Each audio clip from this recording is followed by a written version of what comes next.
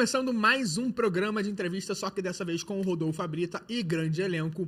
E o convidado de hoje é uma pessoa muito querida, que eu conheço já há muito tempo, e que eu quero deixar logo de cara bem explícito para todo mundo que eu vou fazer perguntas, eu vou me referir a essa pessoa da forma como vier na minha cabeça, sem nenhum preconceito, porque eu amo muito essa pessoa e porque eu chamei aqui para eu aprender.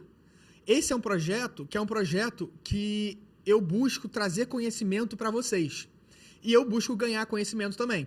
No episódio de hoje, especificamente, é muito mais para eu aprender e espero, por favor, que vocês também aprendam e para a gente também falar, para a gente também normalizar esse assunto, que é o assunto que eu vou trazer hoje com o meu grande convidado, Gabi. Ei, tudo bom, gente? Rodolfo, muito obrigado, viu? Eu fiquei muito feliz e muito honrado com esse convite, porque, gente, eu amo. O Rodolfo é um cara que eu gosto pra caramba, que admiro pra caramba. A gente já trabalhou junto e vê-lo realizando esse projeto me traz uma alegria, assim, ó, gigante. Então, tô muito feliz, obrigado por estar aqui hoje participando do seu podcast. Olha, vamos falar aqui pra câmera central? Vamos. Porque a recíproca, obviamente, é verdadeira. Eu tenho uma admiração por você, a gente já trabalhou junto, eu sei o quão batalhador você é.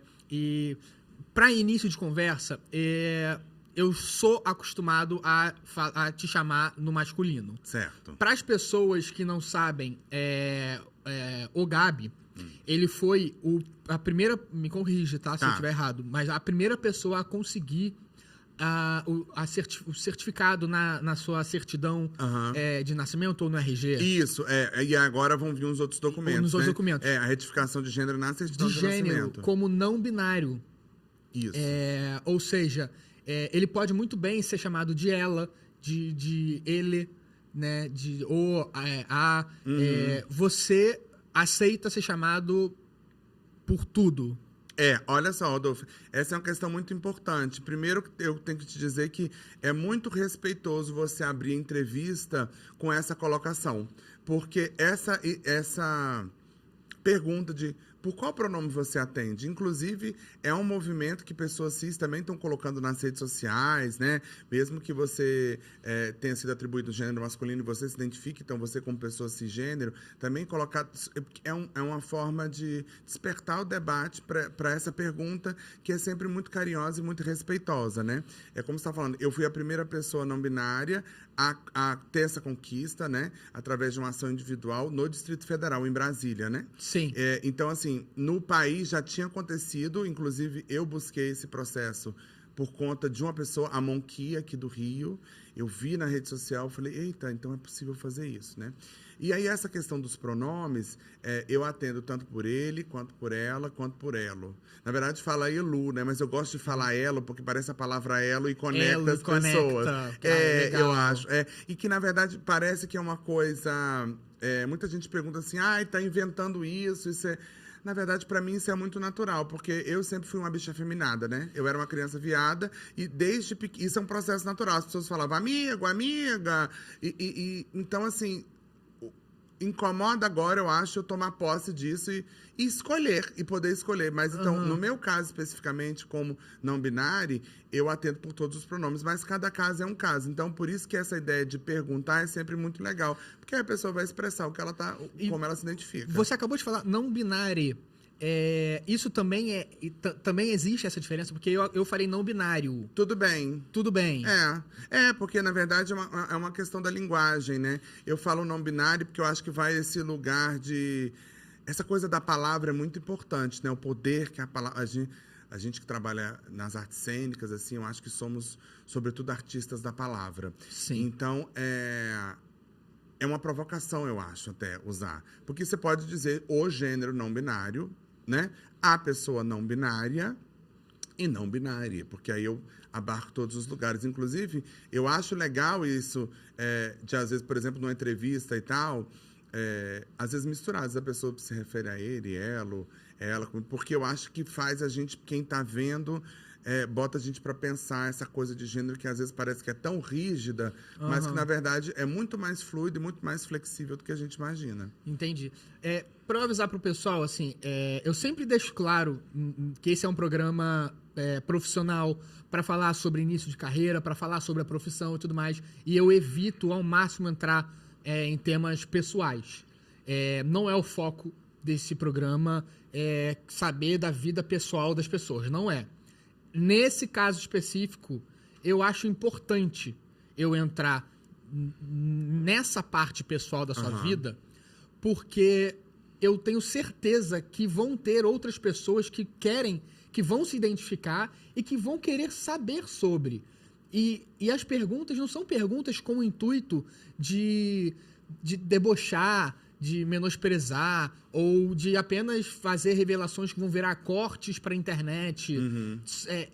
Foi o que eu falei. O meu programa é um programa para conhecimento, para a gente descobrir coisas, para a gente aprender. Então, por isso, nesse episódio específico, eu vou entrar em alguns assuntos pessoais para além dos assuntos profissionais. Agora, falando do profissional, você é o primeiro ator não binário que tem o registro? Você sabe dizer isso? Olha, eu não sei dizer isso, Rodolfo. Foi uma pergunta legal. Na Globo, com certeza. Por exemplo, na novela, estamos eu e Xi Menegatti, que faz a Renê, na versão jovem, também é uma pessoa não binária. Xi também é uma pessoa não binária. Entendi. Eu não sei, a gente teve um contato muito legal, assim, muito afetivo, mas não tivemos tempo de ter essa troca. Eu não sei se ele tem... ele também usa, ele ou ela, os documentos retificados. Eu não tenho essa informação, assim. Entendi. Eu sei que teve um tempo atrás que eu li uma entrevista da Bárbara Paz, que ela estava passando por um processo de se identificar também com uma pessoa não binária, mas eu não sei em relação a essa coisa da retificação e da oficialização através de documentos. Realmente eu não sei te dizer, assim. Entendi. Já me disseram que sim, né? Mas eu ainda preciso saber sobre, não sei dizer. E você conseguiu retificar os seus documentos. Porém, você acabou de me contar que na retificação você manteve o nome Gabriel. Foi. Me conta por quê? Olha, isso é uma coisa super curiosa, né? Porque quem me deu o nome de Gabriel foi minha mãe.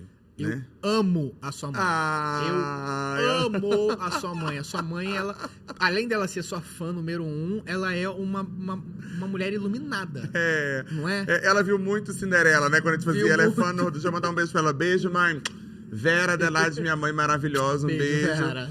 E ela me deu o nome de Gabriel, né, Rodolfo? Então, Sim. assim, quando eu fui... passei pelo meu processo de descoberta, que foi... Todo mundo acha que às vezes é uma coisa da noite pro dia, não, mas foi um processo longo, né? Depois de muito tempo, eu acho que isso vem maturando desde sempre, mas mais intensamente de 2020 para cá. Tem toda essa questão do o que retifica, né? Porque o meu processo no começo não era para ser um processo de retificação de gênero. A ideia inicial desse processo judicial era para acrescentar o sobrenome da minha mãe, porque eu sou de 88. Eu nasci em Brasília, mas minha família é de Pirenópolis, interior de Goiás, né? Uhum. E ainda era primos e amigos e parentes também seguiram essa lógica. Era comum registrar a criança que nascesse só com o sobrenome do pai. Então, eu a vida inteira, Gabriel Rodrigues Borges, eram os dois sobrenomes do meu pai. Eu não tinha o sobrenome da minha mãe. E isso era uma questão para ela, de incômodo para ela, claro, porque essa ideia da criança nascer só ter o sobrenome do pai é super machista, né? Completamente. Horroroso isso, assim. E era normal, né? Até que o meu sobrenome, o Abrita, que eu uso, é do lado da minha mãe. Mentira. Ai, que legal, não sabia. Eu adoro sua mãe também. Conheci. E muito legal saber disso. Sim. Eu não sabia, tá vendo? É um movimento que é até muito simbólico a gente falar sobre isso, porque ainda tem muita, isso ainda é comum, né, de uma certa forma. Então, assim, então a ideia do processo inicial era acrescentar o sobrenome da minha mãe, né? A gente começou por aí. E no meio, eu já me identificava como não binário, e aí foi quando eu te falei, eu fui e descobri a Monqui, descobri que já tinham tido um caso na Bahia de retificação, aí eu descobri esse caso no Rio de Janeiro, falei com a pessoa, e aí essa troca, eu fui para... E aí eu fiquei pensando, Porque eu uso Gabi agora como nome artístico, né? Sim. Mas eu fiquei pensando, será que mudo na certidão? Mas eu gosto de Gabriel. E a vida inteira, desde criança, eu ouvi que Gabriel... Ai, nome de anjo. Não há criatura mais não binária do que anjo, né? Com certeza. Fala, ai, anjo não tem sexo. Ele entra nesse lugar quase a gênero, assim, né? Então eu falei, eu vou manter Gabriel. Então, na minha certidão, eu continuo Gabriel. Também podem me chamar de Gabriel, né? E... Era isso que eu queria saber, então. É importante para as pessoas saberem. O seu nome artístico é Gabi. Isso. Mas ninguém vai estar te ofendendo se te chamar de Gabriel. Não, de forma alguma. Porque é o meu nome de registro, continua sendo, né? Ainda. E eu acho... Eu gosto dele, gosto da simbologia que ele traz. Você escolheu manter ele. Escolhi manter, né? Isso foi uma das coisas que foram perguntadas durante o processo, se eu ia mudar ou não. E eu optei por não mudar. Meu nome agora ficou Cumpridão, porque eu também não retirei nenhum sobrenome que eu tinha. Eu acrescentei o da minha mãe e o da minha avó, porque era uma homenagem. Então agora é um nome que é quase uma dissertação do Enem. Tem Orleans e Bragança no final. Nesse caminho, entendeu? Então aí o nome artístico, ele acaba funcionando de uma certa forma como nome social também, né? Sim. E então, desse jeito. Então, você tem a certificação nos documentos oficiais e hoje, graças a um avanço que nós tivemos, existe oficialmente o nosso nome social. E no nome social tá Gabi. Engraçado, lá eu ainda não... Porque na certidão não tem isso, né? Não aparece, mas talvez venha aparecer na identidade. Acho que no RG, no novo RG. Que eu ainda não troquei o RG. Não troquei eu o meu tenho que trocar. Mas... Entendi. Nos documentos oficiais eu vou manter tudo como Gabriel. Agora, no SATED, que é o meu registro como ator, né, aqui do Rio, aí eu já troquei lá, tá como Gabi oficialmente, No seu crachazinho da Globo, Gabi. Tem toda uma coisa da numerologia, que vai ter que as coisas do nome. E realmente tem sido próspero. Não sei se é só por causa disso, mas se tem um dedinho, tá funcionando. E é Gabi, G-A-H-B-I. Isso, por numerologia. Foi mesmo, Rodolfo. Foi isso. A tua atriz tem essas coisas meio místicas. A gente tem um jovem místico que habita o nosso coração, não é? Eu tenho medo de ir no numerólogo, porque os meus pais foram. Mentira. E eles fizeram a numerologia do meu nome completo. O meu nome com o meu último sobrenome. E deu super certo. Mentira. Só que eu não uso nenhum desses dois, porque o Abrita não tá na minha certidão. Não tá oficialmente. Não tá oficialmente. Então, meus pais tiveram o trabalho de ir num numerólogo, fazer uma numerologia de algo que ia dar super certo, e eu uso uma que nunca foi feita. Então, eu tenho medo desses anos todos estar usando o Abrita. Eu amo o Abrita e chegar lá e descobrir que o Abrita é que tá me deixando pra trás. Tá empacando o negócio ali. E tô entendendo. Você que resolveu revolucionar. Eles fizeram todo um trabalho em prol da prosperidade. Você falou, vou fazer uma graça aí, vou revolucionar aí o negócio. Mas sabe o que aconteceu? Meu nome, meu primeiro e último nome é Rodolfo Fernandes. E o Fernandes veio do meu pai.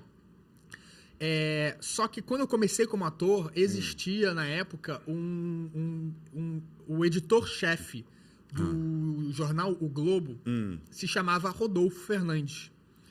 E uma diretora virou um dia pra mim e falou: já existe um Rodolfo Fernandes. Você não vai querer que quando você ficar famoso, as pessoas pesquisem no Google Rodolfo Fernandes e tenha uma outra pessoa que não é você. Então, bote um outro sobrenome. E aí, eu tenho o sobrenome da minha mãe, que é Melo.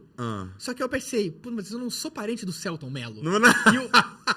Ia ter uma conexão ali, né? Ia ter um negócio ali, vamos funcionar aqui. Né? E o Celton Melo, eu tô jogando pro ar porque eu vou entrevistar ele aqui. Em algum momento. Vai, ele é muito legal. Eu conheci ele lá no aniversário do Lazinho, eu achei ele um cara muito massa. Olha, eu vou te falar, o meu sonho é entrevistar o Celton Mello, porque o Celton Mello hoje, pra mim, é a minha maior referência. Porque eu escrevo, ele escreve, eu gosto de dirigir, ele dirige super bem, eu atuo, ele atua super bem, eu produzo, ele produz. Ele é a pessoa que eu gostaria de ser no futuro, sabe? Tipo assim, massa, muito legal. Então, eu acho tão importante a gente ter inspirações e referências. Ele é a minha referência, assim. Muito legal. Eu vou conseguir... Pra você aqui, se você tem o contato do Celton Mello, manda pra ele poder vir aqui, porque eu quero muito entrevistar ele, por favor. É isso. E o episódio dele, olha, vai durar o dia inteiro. Vai ser 24 horas de Celton Mello. Uma live rave. Tanta coisa pra perguntar pra ele, pra saber dele, pra, enfim. Nem que a gente desliga a câmera e fica aqui só reveando.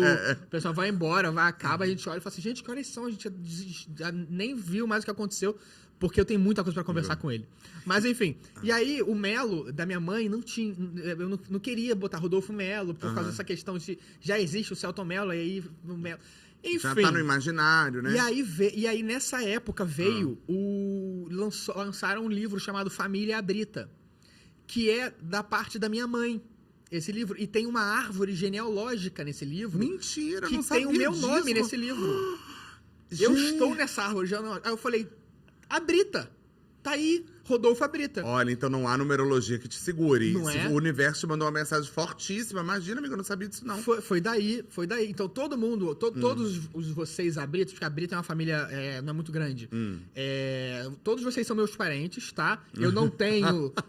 eu não fiz a minha certificação de documentos, mas se vocês olharem no livro, que todo mundo tem. Não existe um Abrita que não tenha o livro Família Abrita. Se você não tem esse livro, você não é tão da família assim. Mas, sim, a Poliana Abrita, do Fantástico, ela é minha prima de blá, blá, blá, E geral. vocês parentes, então? A gente é. Ih, que chique A gente isso. é parente, só que não do mesmo descendente. Aham. Porque, salvo engano, vieram 2 ou 3 descendentes Abritas pra cá. Que eram 3 irmãos. Cada um foi pra um canto. Ela é de um deles, eu sou do outro. De uma outra raiz, mas o tronco mesmo. O tronco é o mesmo. Chique demais. É o Benjamin Abrita. Se eu não me engano, é isso. Que foi o cara que veio pra cá e teve 3 filhos. Eu acho que é isso a história. Enfim. Poliana Brita, você vai vir aqui um dia conversar quando esse programa passar de atores e atrizes e for para o meio de apresentadores. Vai ser muito legal. Mas vamos voltar a falar aqui. Você, como não binário, para trabalhos profissionais, você... Cara, me desculpa perguntar isso. Isso foi de fato uma bobeirada da minha. Eu procuro não pesquisar muito sobre a pessoa, porque eu gosto de fazer perguntas frescas, como se eu estivesse escutando uma conversa e tivesse, naquela hora, tido a ideia da pergunta. Certo. E eu acabei não perguntando sobre o seu personagem. O seu personagem é não binário? Não. Não é. Ah, é ótimo. Não é, sabia? É diferente isso. Engraçado, né? Como, na verdade, o polvilho, ele aparece em Elas por Elas como, no começo de tudo, como uma participação, né? Então, a gente não sabia muito qual era o histórico do personagem. Eu fui construindo um monte de coisa na minha cabeça. E agora, com o desenrolar da trama, a gente está entendendo o fortalecimento da relação do polvilho com a Renê, com aquela família. Tem um negócio que eu ia dar spoiler, não sei se eu posso falar, mas eu acho que posso falar, porque até ir pro ar, né? Você pode falar. Esse episódio vai pro ar em 2024. Então pronto, então já vão saber. Que isso vai ser daqui a algum tempinho. Mas eu aí descobri que ele já conhecia o Wagner na novela já de um tempo do passado. Então, essa história do polvilho, ela está sendo construída assim no passo a passo. Entendi, sabe? Ao longo da novela. Então, não havia nenhuma menção sobre o gênero dele, mas pelo texto, pelo que eu entendi, pelo contexto, eu entendo ele como uma pessoa cis, sabe? Entendi. Então, calhou de você passar para esse teste. Não foi tipo um teste feito para um... Não. Inclusive, o Rodolfo, tá acontecendo uma coisa muito engraçada, né? Que eu tô achando até um pouco esquisito.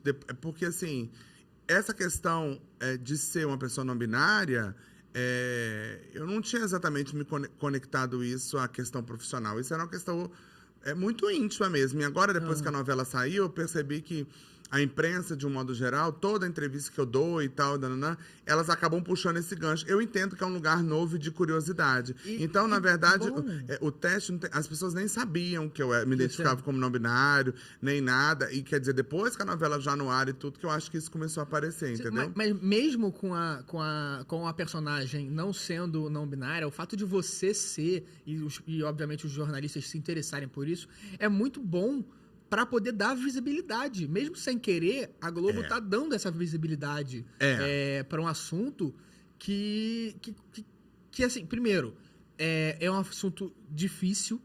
Eu, particularmente, acho muito difícil entender. Não vivo isso. Eu acho difícil entender. Porque, por exemplo, a não binariedade é você não entender que tem um gênero só. Hum. Porém, aí entra a sexualidade. É. Então, assim, você pode ser não binário, mas ser... Cara, mas é muito difícil isso que eu vou falar, vou pensar agora. É, mas esses nós acontecem na Porque nossa cabeça também, porque não na tem verdade... como você ser gay, porque o gay é o homem que gosta de outro homem. É. A lésbica é a mulher que gosta de outra mulher. O não binário não é nem homem nem mulher. Não se identifica como mulher. Então, ele é não binário e se ele gosta de homem, ele não é gay. Ele é o quê? É, isso é curioso, né?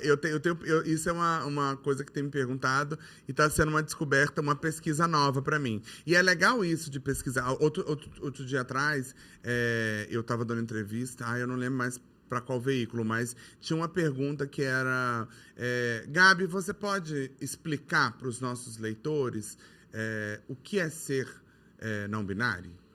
E aí, em volta, quando chegou a entrevista, se você não quiser responder, pode não responder. Eu falei, não, eu quero responder, eu faço questão de responder, porque eu penso assim, se isso foi uma descoberta nova para mim, também é uma descoberta nova para as pessoas. E esse caminho do diálogo é sempre muito legal, eu acho, sabe? Então, isso eu fui entendendo há pouco tempo, porque, na verdade, a gente tem que entender essa diferença entre gênero e sexualidade. Ontem, até eu estava conversando com a Juliana Thierry, ela falou uma coisa muito legal, que eu não tinha... Com a Juliana? Uhum. Com a Ju. Com a Ju, muito legal. Eu tô pra entrevistar a Luciana. A Luciana. A Luísa. Nossa, a diretora. A diretora, maravilhosa. Foi, sim. E aí, eu tava ontem conversando com a filha dela, a Ju, e ela falou um negócio muito legal. A gente tava trocando uma ideia assim, ela falou, quando a gente fala de sexualidade, a gente tá falando da sua relação com o outro, né? Afetiva e sexual com o outro. Quando a gente fala de gênero, é muito sobre a gente, né? Sobre a nossa identidade. Então, eu acho que tem a ver com isso. A sexualidade é uma coisa inata, a gente nasce, né? O povo tem essa ideia, fulana virou gay, fulana virou sapatão. Não existe isso. Não existe virar. Não existe virar. Não existe isso, né? É tanto que essa história é mó furada. Ex-gay, e tá toda essa polêmica de cura. Não existe cura para aquilo que não é doença, né? Então, uma coisa... então, assim, a sexualidade é uma coisa inata. Ela é da gente, nasce com a gente. O gênero, ele é uma construção social, né? Porque, por exemplo, se a gente pensa no homem da corte francesa do século XVIII, século XVI, XVIII, você pensa... Eles eram verdadeiras drags, né? Sapato, perucal, né? Pode arroz, blush. Né? A ideia de ser homem daquela época é muito diferente da ideia de ser homem hoje. Então, o que é ser homem hoje? O que é ser mulher hoje? Então, você percebe que é uma construção social. E aí, então, tem essa diferença de gênero e sexualidade. Mas eu me perguntei, assim, eu falei, gente, então será que eu não sou mais gay? E aí, eu até esqueci quais são os termos que a galera tem usado, mas tem uma coisa com andro, né? Que tem que é o masculino, que é o seu interesse por homens. Ou não binário interessado por homens.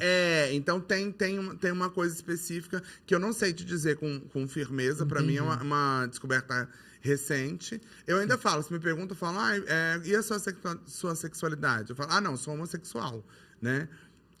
Ainda.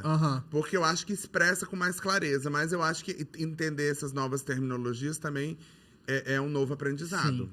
E você, antes de... Enfim, quando a gente fazia a peça e antes disso, você tinha uma personagem, uma drag. Uma drag. A Gabriela. Gabriela Pimentel, Gabriela Pimentel. Que fim levou ela? Ainda existe? Existe. Amigo, é engraçado. Adorei que você perguntou isso, sabia? Amigo, eu te amo, eu sei tudo de você. Muito legal, muito legal. Olha, gente, eu tô me sentindo muito acarinhado, muito familiar, tá aqui, né? Zero protocolo. Mas o objetivo é exatamente esse. A gente conversar. É para as pessoas assistirem a nossa conversa aqui. Porque lembra que eu te falei lá atrás, assim que saiu a matéria, eu mandei mensagem para você e falei assim, Gabi, quero conversar com você porque eu quero entender. Lembra? Lembro, antes mesmo de dar tudo, lá na retificação, no processo. Eu quero conversar porque eu quero entender o que é isso. A gente está fazendo essa conversa que não rolou lá atrás por 1 milhão de coisas, aqui na frente de todo mundo. Muito legal isso. Sim. Agora, a Gabriela Pimentel, eu sempre... É minha drag, né? A Gabriela Pimentel é minha drag queen, que eu já monto há mais de 10 anos. O que acontece? Ela tá sempre indo e voltando, Sabe? Agora, por conta... Porque a montação dela não tem barba. Hoje a gente tem drag de barba e tudo, né? Mas a montação dela não tem. Então agora, por conta da novela que eu tô de barba, aí eu não tenho montado ela com frequência. Mas ela... Sempre quando ela... Tem uma época que eu tava fazendo muito show de comédia com ela, muito evento. Tem umas drags com barba, que eu assisto Tem. Drag Race Brasil. É. E tá com as drags lá com barba, que eu não vou dar spoiler. Não é Não é nem um spoiler, porque quando essa hora já foi, a pessoa já ganhou. Mas tinha uma galera lá de barba. Mas a maioria não. É porque a Gabriela, como eu entendi ela, assim... Porque isso também foi uma descoberta que eu achei muito legal. Quando a gente faz um personagem que vem da dramaturgia, ele tem uma origem ali naquela história, na narrativa. Eu acho que a drag, pelo menos falando do meu processo, da minha experiência, ela nasceu de dentro de mim. De um desejo, de uma expressão de sobrevivência que era necessária, assim. Então, eu acho que ela aflorou a feminilidade que sempre existiu em mim e que era aparecer num lugar muito pejorativo, ofensivo, que me causou muito bullying, muita violência, e que ela, na verdade, ela aparece num lugar de muita potência, de muita coragem. Eu me sinto muito... Ela te dava a possibilidade de ser quem você era, disfarçado, né? Assim, com uma máscara na frente pra não te julgarem. Eu até tava falando, esse dia eu fui fazer stand-up, aí tava falando com o Vini Areias, um amigo meu humorista. Conheço. Sabe quem é o Vini Areias? Você conhece? Ele é maravilhoso. Gente, ele é maravilhoso. Conheço o trabalho. Ele é muito bom. Vinícius Areias, ele é maravilhoso. E aí eu tava falando pra ele, eu falei, olha, sempre quando eu faço show de comédia montada, assim, eu não fico zero nervoso. Pra mim é muito natural. E fazer stand-up, assim, entre aspas, de cara limpa, né? Assim, tava me dando uma ansiedade, fazia muito tempo que eu não fazia. Aí ele foi me citar um trecho de uma entrevista da RuPaul, dizendo assim que, numa terapia, falou pra ela, olha, essa força que você sente quando monta a drag, ela tá em você. Você também pode resgatar ela quando não tá montada. Isso pra mim foi muito lindo, assim. Uhum. E a Gabi, ela tem esse lugar, porque ela nasceu, sei lá, há mais de 10 anos, eu acho, para fazer um evento de casamento, né? A Ana Lúcia, minha amiga, e o Diogo, eles iam casar, eu ia ser padrinho de casamento, ela queria uma drag num chá de lingerie, e ela falou, amigo, você não quer montar essa drag? E aí eu chamei a Adriana, que é minha amiga de anos, assim, uma irmã da vida, e a gente saiu loucamente na cidade de peruca, e aí foi a primeira vez de Gabriela. E aí eu já fiz evento, casamento, fiz até festa infantil, uma coisa louca, já fiz tudo com ela, e teatro, e bar, e tal. E aí a última coisa que eu fiz, que foi durante a pandemia, que é muito legal, porque eu acho que foi uma coisa também que me abriu portas e me trouxe de volta, porque a pandemia foi muito duro para todo mundo, né? Assim, e eu acho que a montação drag me ajudou muito nesse lugar de resgatar resgatar minha potência artística, voltar a acreditar em mim como artista, sim, sabe? Porque a drag nada mais é do que uma atuação, né? As pessoas até confundem. É legal você falar isso, porque às vezes, gente, as pessoas confundem, acham que drag queen, né, ou a arte transformista tem a ver com identidade de gênero, e não é, né? A arte drag é uma expressão artística, sim, é a performance, né? Só fazer uma pausa aqui. Como eu falei, esse podcast é um podcast para você saber mais sobre o meio artístico, na sua maioria de produção audiovisual, mas falar sobre atores, atrizes e outros trabalhos que você pode exercer. E a drag é um trabalho de ator, de atriz. Temos hoje uma referência imensa de uma drag que mostra como é um trabalho de interpretação, que é a Glória Groover. É maravilhosa. Porque agora você vê a Glória. Eu esqueci o nome dele. Bruno. Você vê o Bruno. É Bruno? Ih, arrisquei aqui com tanta certeza. Vamos conferir? Calma aí, vamos conferir pra gente não ter. Mas assim, você vê a Glória. Porque a gente fica com a referência. Essa coisa da drag às vezes é tão forte, né? A gente fica com a referência da. Daniel. Olha eu falando Bruno, que doido. Você vê o Daniel descaracterizado, normal que eu digo assim, tipo de roupa normal, sem estar montado, cotidiano, falando, conversando com o seu tom de voz normal, e você vê ele montado de Glória Groover. Ele é um artista e ela é uma personagem. Então, a drag é uma personagem. É um trabalho de interpretação, de atuação. Mas é como eu te falei, eu acho que o nascimento dela, o fruto dela é diferente nesse sentido de que... Tô falando do meu caso, né? Claro que outras... Mas, por exemplo, a Gabriela, ela não nasceu de uma dramaturgia, né? De uma história roteirizada, dramaturgicamente feita, entendeu? Só pra gente corrigir aqui, o Bruno é a blogueirinha. Ah! Que também é outro caso.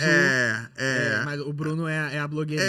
Eu fui com ele na cabeça. Porque eu acho que a blogueirinha tá gravando tanto corte, tanto aquele programa, eu acho muito engraçado, assim. Sim. E eu assisti pouco tempo a entrevista dele pro Bial, de Bruno e blogueirinha, e eu acho que ficou assim no imaginário, né? Sim.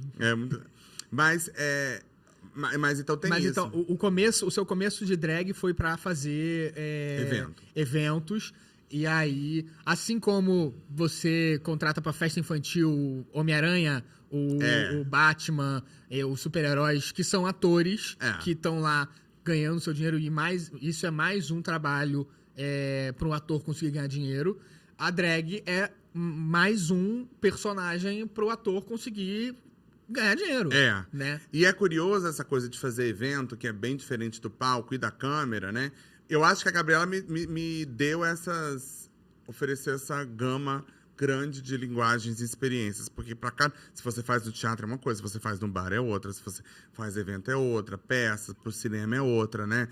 Ela me ofereceu essa diversidade de entendimentos. Às vezes, essa coisa de fazer evento é curioso, porque às vezes assim, você se infiltra nos lugares, às vezes assim, eu não sei por que contratam uma drag, mas às vezes assim, um contexto tão conservador, né? Eu acho que conservador nada mais é do que aquilo, a pessoa que se auto-intitula conservadora, aquilo que ela critica publicamente é o que ela faz de maneira escondida. Mas assim, é uma questão que eu acho. Mas às vezes a drag tá nesse lugar e como ela desmonta essas pessoas, assim. Eu já vivi essa experiência várias vezes de chegar para fazer o evento, olhares e caras e estranho, e de repente a pessoa tá gargalhando, e quando o evento tá acabando, não só pelo álcool, mas assim, por tudo, ela tá te abraçando, ela tá tirando foto, ela quer te dar beijo, como isso cativa, assim, das crianças até as pessoas idosas, assim. Eu acho que a Gabriela tem esse poder. Agora, eu tava te falando que na pandemia eu fiz uma oficina de arte transformista com a Macaila Maria, que é uma drag que eu amo. Quem monta é o Vinícius Santana, um super artista de Brasília que está em São Paulo. E ele deu uma oficina no Centro Cultural de Diversidade de São Paulo, que era sobre arte drag. A gente ficou meses imersos nessa oficina, com pessoas de todo tipo fazendo drag. Pessoas cis, pessoas trans, héteros, bissexuais, de sexualidades diversas, gêneros diversos, travestis. Então, assim, muita gente montando drag, exercendo essa arte transformista. E eu redescobri a Gabriela num lugar muito legal. E o resultado da oficina foi um pequeno curta, que é o Desmonte com Gabi. E esse meu curta acabou... Eu fiz uma coisa como resultado final da oficina, que era um cabaré virtual que a gente apresentou por conta da pandemia. E esse curta ganhou asa, assim. Aí foi pro Festival de Cinema, ganhou o Prêmio Funarge, ganhou Júri Popular, o Festival Internacional Clube de Língua Portuguesa, foi agora para um outro festival LGBT do DF. Então, assim, esse curta foi voando. Onde ele tá agora? Rodolfo, eu preciso botar ele no ar no YouTube. Ele não tá no ar em lugar nenhum. Ele tá lá no YouTube com o link fechadinho, porque eu mandava para festival. Mas eu acho que agora ele circulou bem e eu quero deixar público, então, sabe? Se você colocar ele público, quando você colocar ele público, você vai me mandar e vai estar na legenda aqui do nosso vídeo. Legal isso, para você, quando terminar de assistir essa entrevista, clicar e assistir o curta que ganhou prêmio que o Gabi fez. Legal, adorei. Já vou botar público. Então, já vamos fazer isso. Legal, adorei. Obrigado. Mas me diz uma coisa. A drag, a primeira vez que você fez foi com quantos anos? Eu era jovenzito. Foi em 2011, eu acho, mais ou menos, deve ter, sei lá. Então. Então não foi o primeiro trabalho artístico que você fez? Não, eu já trabalhava como ator. A drag surgiu, na verdade, eu estava fazendo teatro na UNB. Eu fiz uma disciplina que era de caracterização com a Cíntia Carlo, uma professora maravilhosa, uma artista muito legal também, que monta drag até, que era uma disciplina de maquiagem e figurino, né?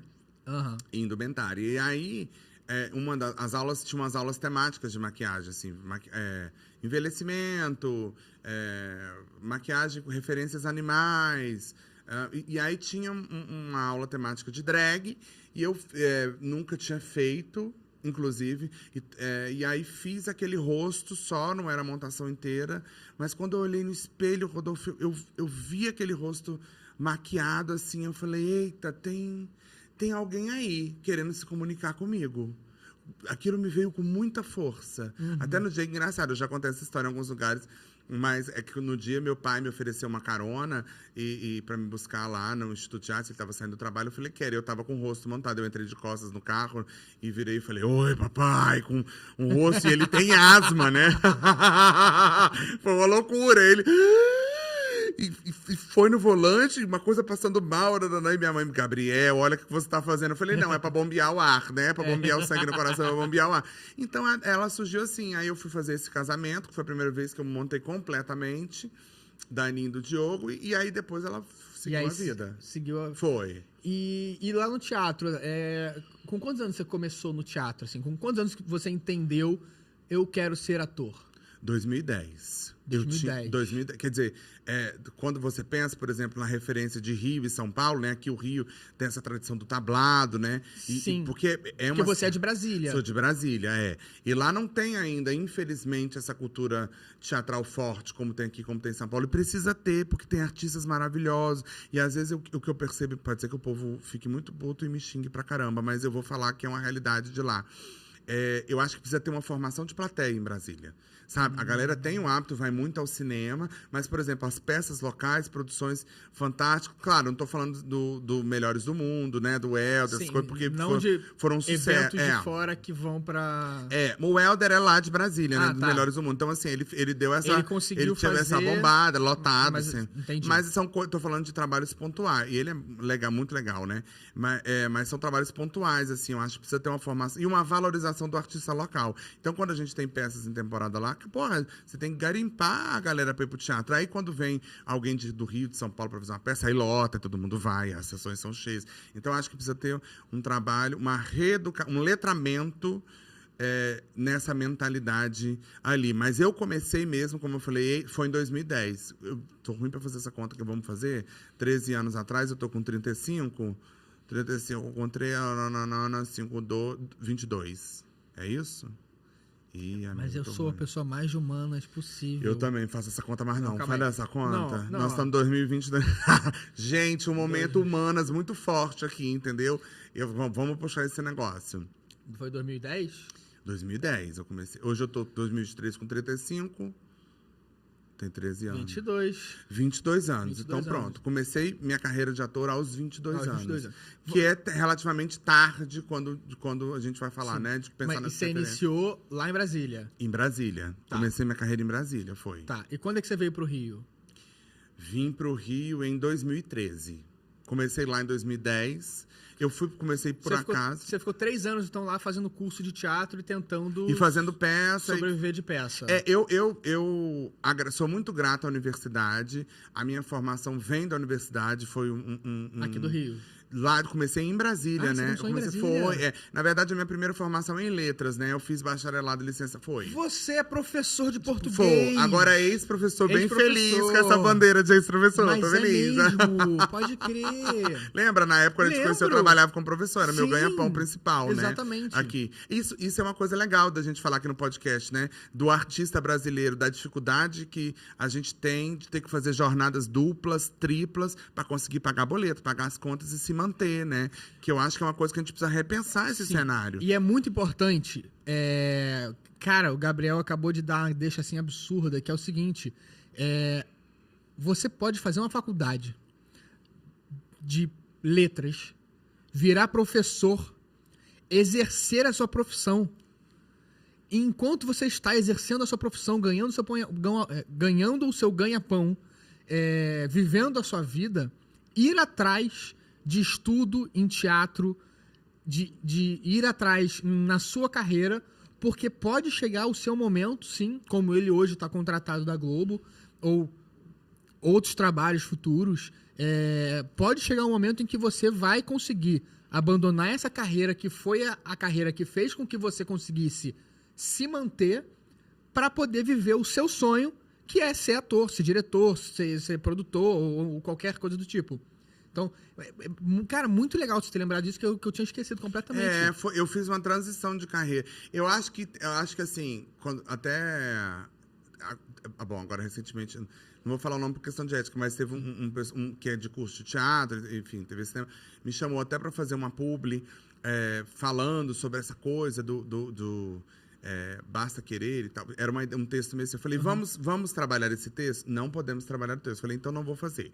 Fiquei chateado porque o dinheiro era importante, mas eu não fiz por uma questão que é a gente pensar também o cuidado que a gente tem do lugar meritocrático, né? Porque são tantas variáveis dentro do mercado, por isso que eu acho que quem está começando, quanto mais se conhecer, entender como se posiciona com todas as interseccionalidades que tem, de que lugar você está vindo, para onde você vai, como que você se conhece, como você dribla esse sistema que é tão excludente. E na maioria das vezes é isso, a gente acaba tendo que manter coisas em paralelo, porque senão a gente não come, não paga conta, não faz nada, né? E não é muito simples, né? Não é. Eu quero entrar no assunto com você, até para deixar claro, porque assim, pode ter gente preconceituosa aí achando, embora você já tenha falado que quando você fez o teste, as pessoas nem sabiam que você era não binário, mas pode ter gente achando aí que conseguiu um destaque por ser não binário e aí conseguiu uma vaga numa novela na Globo. E, gente, ai, que bom que você tá falando isso. O Gabriel passou por tanta coisa que nós vamos falar daqui a pouquinho, porque eu tenho uma mensagem para passar para cá.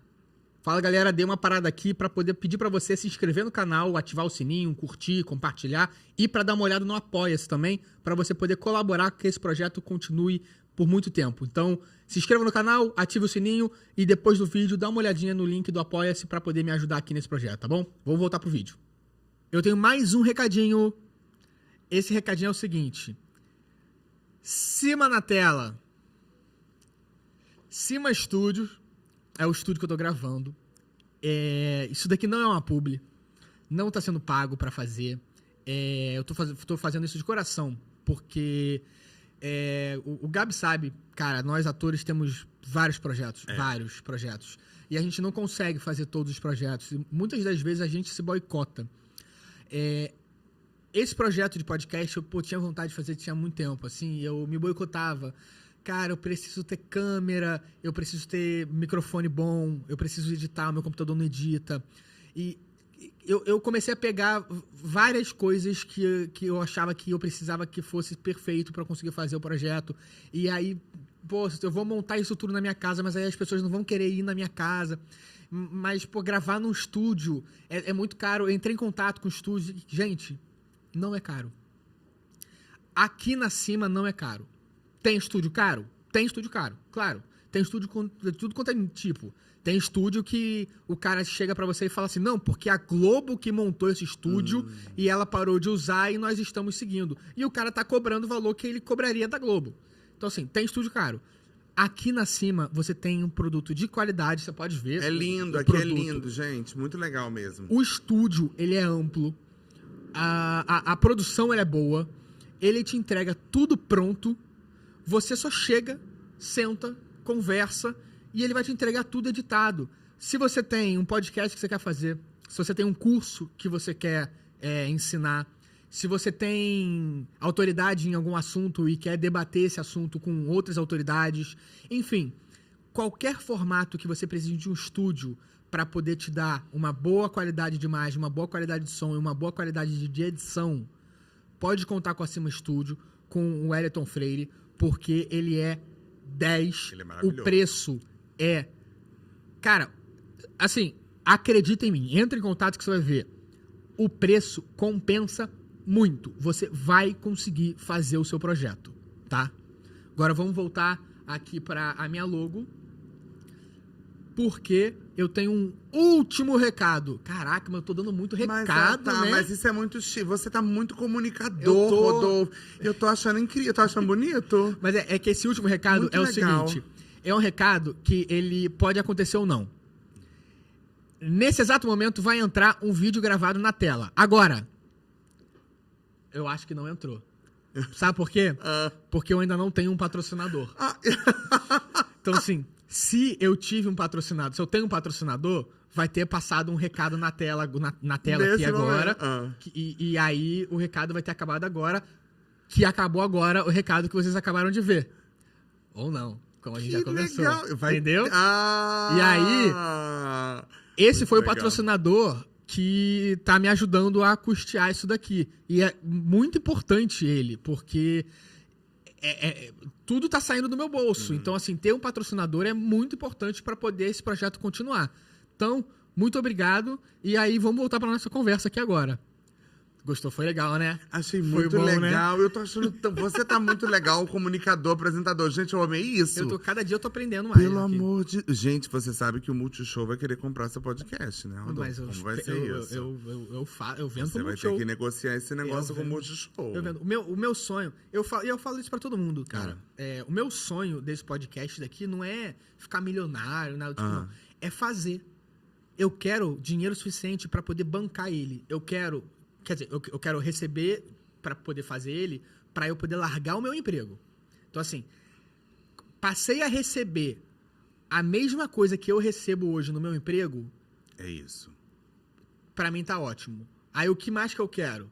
Suficiente para poder bancar essa estrutura, para eu sair da minha casa e vir gravar um episódio por dia. Porque senão o Wellington me mata. Que eu gravo muito episódio. O Wellington vai me matar se eu continuar nessa maratona. Mas pra vir pra minha casa e gravar 2 episódios. E é isso que eu quero. E, cara, eu não preciso ser milionário. Pô, olha, Podpah. Cara, produto incrível dos meninos. Eles, porra, arrasam, mandam muito, fazem entrevista direto. O Flow também. Que virou uma holding, que tem o Vênus e que tem o Ciência Sem Fim. Que tem... eu vou esquecer. Eu não vou falar os nomes todos, não, porque senão eu vou esquecer. Mas assim, cara, tem muito podcast arrasando muito. E eles têm o lugar deles. Eu nem almejo chegar lá, não. Eu quero ficar aqui no meu público da galera que quer receber o conhecimento. Eu só quero receber um dinheiro para eu poder continuar fazendo esse meu trabalho, passar minha mensagem, passar a mensagem de vocês que estão do lado daí pra galera que quer começar. Porque, é muito importante, cara. Imagina a gente lá no início. Não tínhamos isso. Não tinha. Imagina a gente escutando o que as pessoas estão falando, como elas trabalham, como elas vivem a vida de ator. Entender que ser ator não necessariamente é você ser milionário. Ser ator é perrengue também. Que é onde a gente ia chegar. Perrengues são muitos, né? Até quando me perguntam assim, o que você acha que é fazer sucesso? Eu tenho pensado, até pensando no que você está falando, assim... hoje eu acho que fazer sucesso é você ter o recurso, conseguir viver do seu ofício, do que você gosta e viver dignamente, sabe? Sim. Então, agora vai ser possível receber pelo seu trabalho, viver dignamente do dinheiro do seu trabalho. Então eu acho que isso é fazer sucesso, sabe? Eu acho que é isso. Sim. Vamos lá, Gabi. Quando eu te conheci, você já era professor. Já. E você estava fazendo faculdade de artes cênicas na Unirio. Uma loucura aquilo. Isso começou lá em Brasília, Então, você, em Brasília, fez a faculdade de letras. Foi, E aí, para artes cênicas, você fez curso de teatro em Brasília. Olha, que não fiz. Isso é muito doido, né? Não. Porque assim, eu sempre quis fazer teatro. Sempre quis ser ator. Mas eu fui uma criança que brincou muito, mas fui um adolescente tímido, que hoje eu entendo que não é timidez, foi silenciamento, né? Todo esse meu processo de gênero e sexualidade. Mas eu passei a vida inteira fugindo do teatro, eu achava que não era pra mim, justamente por esse lugar da timidez, eu achava que não era, né? E aí, Nunca tinha feito o curso. Tudo, as coisas de teatro na escola, eu fugia completamente. Quando eu fiz bacharelado e licenciatura em letras na UNB, lá em Brasília. Quando eu comecei a fazer letra, eu sempre fui apaixonado pela literatura. Minha avó é responsável por isso. Minha avó era professora de história e escritora. Então, ela me apresentou por esse universo dos livros, e aí eu me apaixonei. Então, quando eu fiz letras, eu mergulhei na literatura. Você lê muito? Muito. Muito? Muito. Continua lendo muito? Eu tive olha que engraçado isso. Na época, que eu sempre li muito desde pequeno, aí na época do curso de letras eu intensifiquei de uma forma. Aí quando eu fui para o mestrado, eu fiz mestrado na literatura. Eu me traumatizei um pouco, porque eu acho que foi um excesso de textos muito acadêmicos. Sim. Aí quando eu vim para cá, eu fiz um detox. Eu fiquei um tempo sem ler, fiz mesmo. Um detox, os livros que eu trabalhei no mestrado, então eu larguei tudo em Brasília, não li, não falei, não quero ler isso, não quero. E aí, depois eu comecei a ler muito pontualmente de novo. Aí a pandemia, eu não esqueço, porque eu fui para Brasília no final de 2019 para passar férias. A pandemia me tombou, eu fiquei lá na casa dos meus pais, né? O primeiro livro que eu li, e que eu acho que foi um despertar muito importante para mim, foi a biografia da Fernandona, da Fernanda Montenegro. Eu tenho. Eu Ainda não li, tá na minha lista. Rodolfo, eu achei assim, foi fantástico. Eu acho que ali eu retomei meu hábito de leitura. Aí me deu esse desejo de devorar, de voltar a devorar. Agora mesmo eu tô lendo, eu comecei a ler a biografia do Ney Matogrosso. Aí me deu essa coisa também, esse tchanhanha com biografia, né? Eu amo biografia. Viola Davis, tá na filinha da Rita Lee, a segunda. Eu tenho o box da Rita Lee. Mentira! É porque ela tem as duas biografias e tem uma terceira. Um terceiro, não. Que não é biografia. Esse terceiro se chama, acho que DOPS, se eu não me engano. Que não é uma não é uma autobiografia, mas fala sobre a história dela. E aí na Bienal lançou o box dos 3 livros. Eu comprei o box. Eu não sabia, eu achei que só tinha uns 2. Você não tá entendendo? Não sabia. Eu tenho 250 livros em casa. Mentira, Rodolfo. Eu já li esse ano 68. Cássia, é bom demais, né? Eu amo, eu sou viciado em ler. Eu acho que é uma abertura pro mundo, né? Eu tenho conversado com muitos atores, atrizes e roteiristas aqui, e todos falam o quão importante é você ler. Muito, eu acho. É muito importante você ler. Para a profissão, é muito importante ler. É fundamental, eu acho, assim. E aí, lá na literatura, eu fazia um sarau, que era Palavras Cruzadas, eu produzi durante 7 anos, que meus amigos ainda brincavam. E o Gabriel tá saindo do armário pro artista ali, porque onde eu me permitia ali com texto, a performance. Mas foi a literatura que me levou para o teatro. Eu estava em 2010 fazendo parte de um grupo de poesia e performance da professora Silvia Cintrão, lá na literatura. Era um espetáculo por 50 anos de Brasília, que homenageou o Oswaldo Montenegro. E aí aí a gente estava num processo de pesquisa e eu fiquei só pro roteiro, só pro texto. Não, gente, todo mundo tem que ir pro palco. E eu falava, não, no palco não é para mim. E ali eu comecei a ensaiar, falei, gente, eu gosto muito disso. E quando fui pro palco, amigo, senti que eu nunca acho que tinha sentido na minha vida. Você foi picado. Fui. E aí eu tava com a vida toda organizadinha, né? Tava estudando pro concurso da Fundação lá em Brasília, estudando pro mestrado, trabalhava numa escola legal que ia me contratar. E aí eu falei, cara, eu vou prestar vestibular. Porque os cursos, eu não tava tendo grana. Comecei a pesquisar uns cursos de teatro em Brasília, me deu vontade de fazer depois dessa peça. Eu não estava tendo grana. Eu falei, cara, eu vou prestar vestibular para a UNB, que é a Universidade Pública de novo, se rolar. E aí eu falei até com colegas e do grupo de pesquisa que eu era na época, você nunca fez teatro, você não vai passar na prova específica, nem tenta. Que tem não específica. Tem, você não vai passar de jeito nenhum, você nunca fez, faz um curso primeiro. Mas eu estava muito atrevido. Pra que existem essas pessoas também, né? Pra que? Ai, falou tudo, absolutamente desnecessário. Não, fica na tua. Meu Deus do céu. Ai, amei esse recado, Rodolfo. Fica na tua. Se não tem nada de bom pra dizer, ó, boca caladinha. Cala a boca é a melhor coisa que faz. E aí, na época, eu só tinha contado pra minha mãe. Eu falei, mãe, eu vou prestar vestibular na UNB. Não tinha essa coisa do Enem, ainda não era, né? Eu sou bicha véia maricona. Então, eu sou de outro tempo. Agora que o Enem é hype, mas que entra pras universidades, mas não era.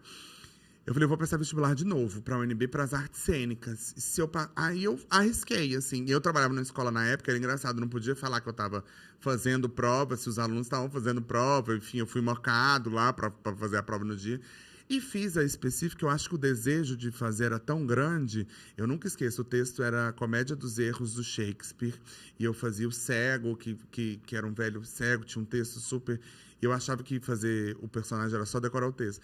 E eu fiz a específica e passei na específica. E acabei fazendo 2 processos, tanto vestibular como uma prova para diplomado. Mas essa para diplomado, para quem tinha diploma, tinha uma prova específica para outro curso. Demorava muito o resultado. Então, logo que saiu o vestibular, eu já ingressei. Então, eu comecei a fazer artes cênicas lá na UNB, né? E aí, eu fiz até 2000... Teve uma greve, teve um semestre que acabou, que era para acabar no final de 2012, acabou em 2013. E aí, em 2013, eu vim para o Rio pela mobilidade acadêmica, que é um tipo de intercâmbio entre universidades, entendeu? Lá você conseguiu uma transferência para a Unirio. É que não, na mobilidade não era uma transferência, é tipo um intercâmbio. Você pode passar 6 meses na outra universidade, e aí o histórico é aproveitado para a sua universidade de origem. Você pode renovar por mais 6, depois por mais 6, até 1 ano e meio.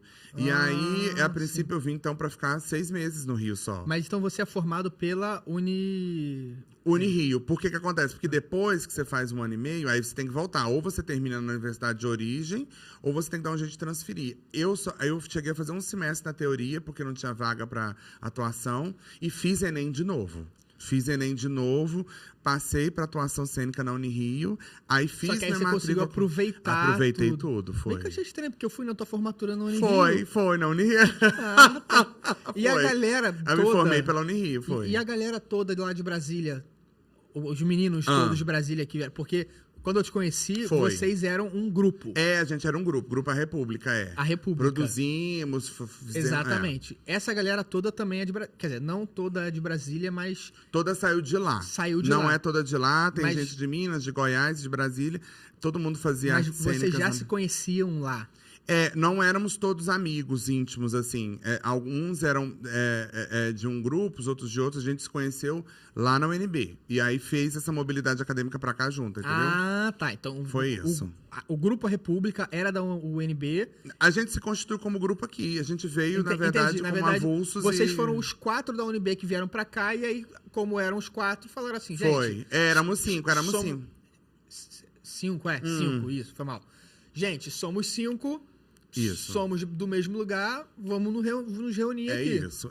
Foi exatamente isso que aconteceu. Foi. Entendi. Uma experiência muito louca e... Sim. Não, e aí, cara, pra você entender, assim, a dificuldade, né? Foi porque eu quis chamar esse tema, né? Pra falar, aproveitou a oportunidade, a Globo botou... Não. Pô, batalhou em Brasília, fez uma faculdade... Conseguiu sair da Faculdade de Brasília para vir para a Faculdade no Rio de Janeiro, juntou com mais 4 pessoas, alugaram um apartamento para poder conseguir se bancar. É uma loucura. Uma loucura. Morava muita gente, você não tinha privacidade, dividia espaço com arara de figurino, pedaço de cenário, uma loucura. Parou nisso? Não. Começaram a produzir. Por quê? Ator tem que se produzir. Começaram a fazer produções para conseguir chamar atenção, para poder alguém saber que eles existem. E conseguiram. E a partir daí foram crescendo e cada um foi seguindo uma linha, cada um foi indo para onde tem o seu direcionamento, né?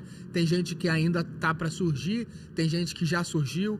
Uma foi pra fora, tá? Em Nova York, né? Enfim.